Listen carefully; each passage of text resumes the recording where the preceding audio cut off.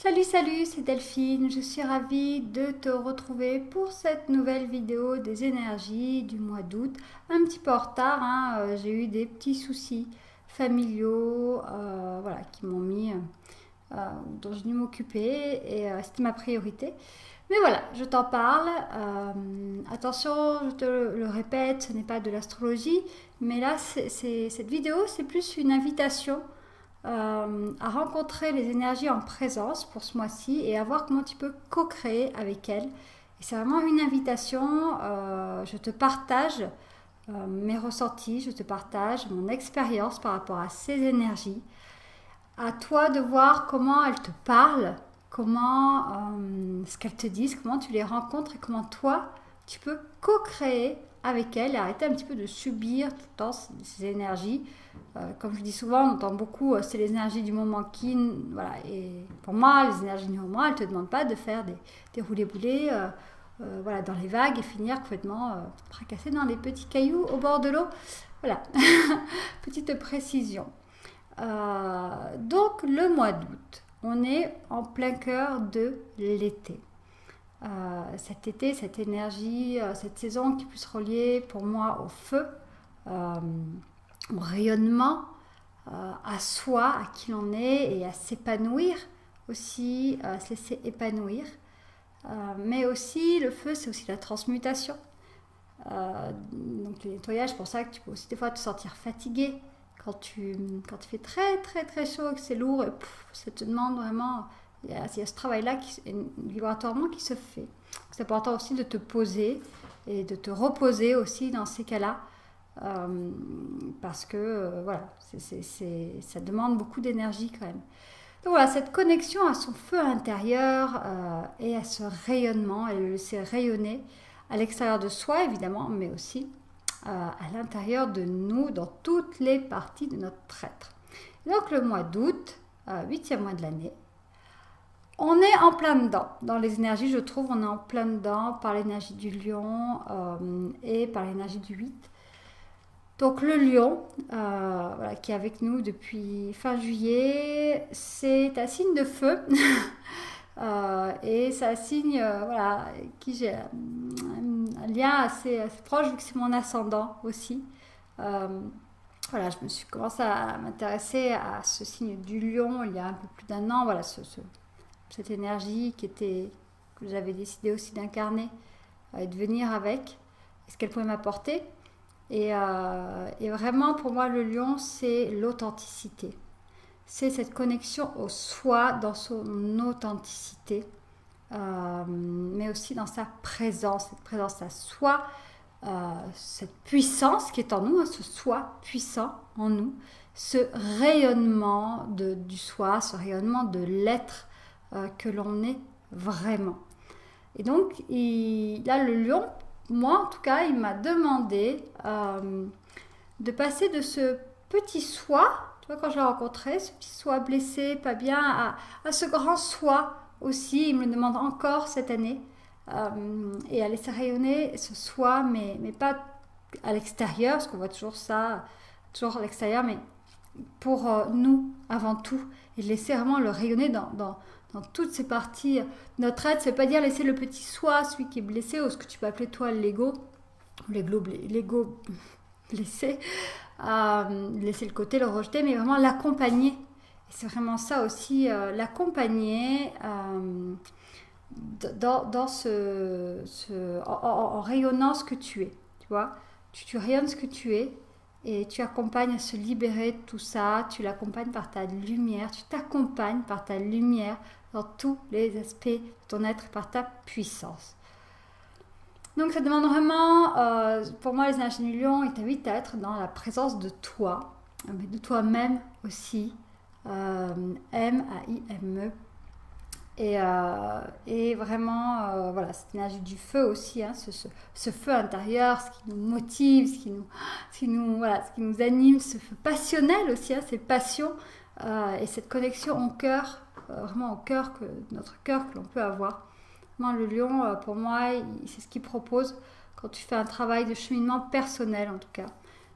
Comme je te disais, c'est pas de l'astrologie, on n'est pas non plus dans la personnalité, mais plus souvent une co-création avec les énergies. Et puis j'en viens donc aux énergies du 8. Alors pour cet mois d'août 2017, c'est un mois aussi qui est particulier pour moi parce que je suis en chemin chemin de vie 8 au niveau personnel, donc autant te dire que voilà, c'est un mois assez important.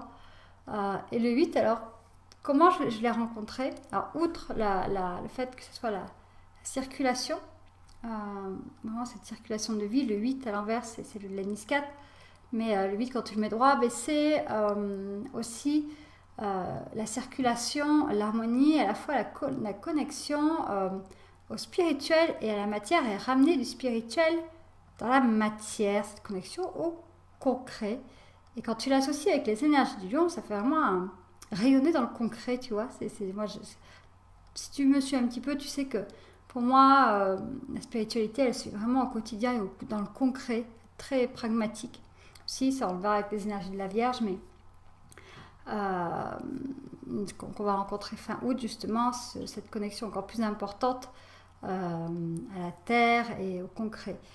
Donc tu vois, ce 8, il fait à la fois voilà, ce lien que tu retrouves dans la Vierge, mais aussi dans le Lion, et on retrouve aussi le 8.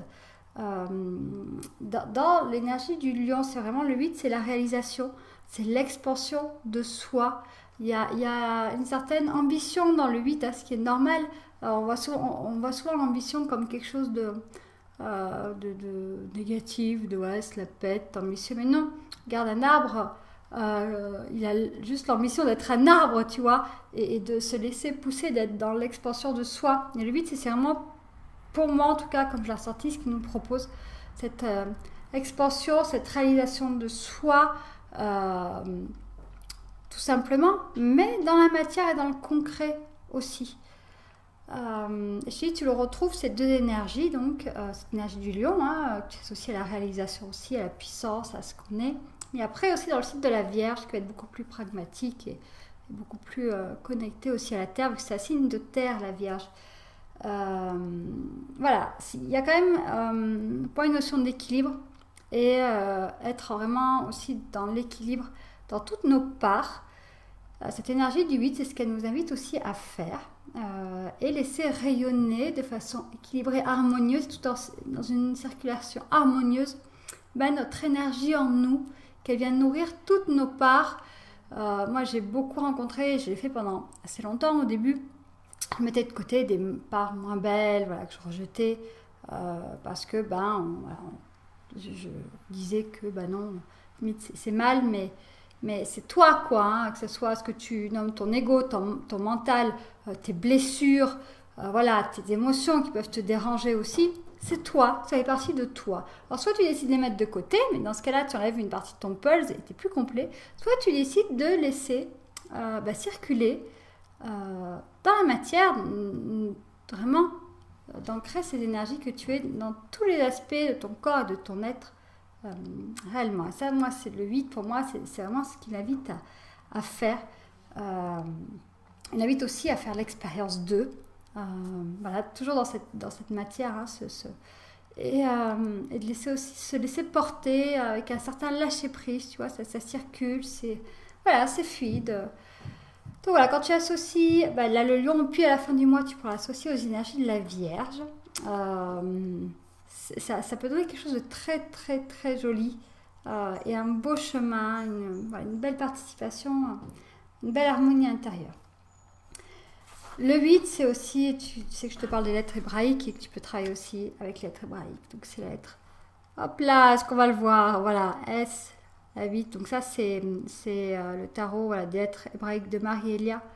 Je les trouve très belles, c'est pour ça que je les présente. Donc tu as beaucoup de significations dans les lettres hébraïques. Moi j'aime Marie-Elia parce qu'elle donne toujours un côté, je n'ai pas envie de dire positif, mais voilà, montre toujours quelque chose d'un peu plus positif et de moins cassant, voilà, dans ce qu'elle propose. Donc Marie-Elia, elle te propose dans cette énergie du 8, donc la lettre S, c'est la force de motivation, et tu vois, on le retrouve à nouveau, ce côté, la force, que tu le retrouves aussi dans le lion, que l'on retrouve aussi dans le 8, la motivation, que tu peux retrouver cette énergie un petit peu plus yang, hein, que nous propose aussi l'été.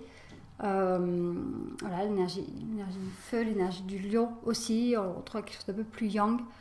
Hop, on la retrouve avec S. Vraiment, c'est vraiment une belle carte. Voilà.